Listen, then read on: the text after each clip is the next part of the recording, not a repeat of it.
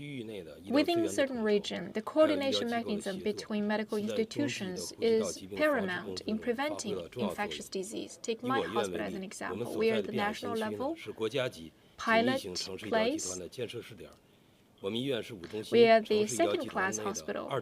Through the coordinated management, we could effectively distribute medical resources. There are 3-tiered medical treatment systems to have the two-way referral system. For example, Fuzhong Hospital dispatched experts to my hospital to go to the wards and treat the patients. After evaluation, if some of the severe patients are qualified, they will be referred to the other hospitals. But the mild cases will be transferred to my hospital. In that way, the medical resources could be optimized in the 3-tiered mechanism, and patients of different symptoms could meet their medical needs. Within my hospital, the resources can be also dynamically redistributed. The manpower will follow the treatment tasks. In the high hours, the qualified doctors in pediatrics will go to the pediatric department to support them. And also there will be the veteran doctors and the new doctors working together to visit the wards. And the different departments will open more windows in terms of payment or the medication preparation to improve the efficiency. Third, improve education in a targeted manner. For ICUs and emergency rescue, we have instant education and training. For pediatrics, we also have traditional Chinese medicine and pediatric training additionally. For the fever clinic, we also organize the surgeons to have a joint training together. Thank you. In today's press conference, our experts introduced to us about the prevention and control situation of the wintertime influenza infection. There will be more press conference yet to come. Please follow us. And now I announce this is the end of today's press conference. Thank you for watching.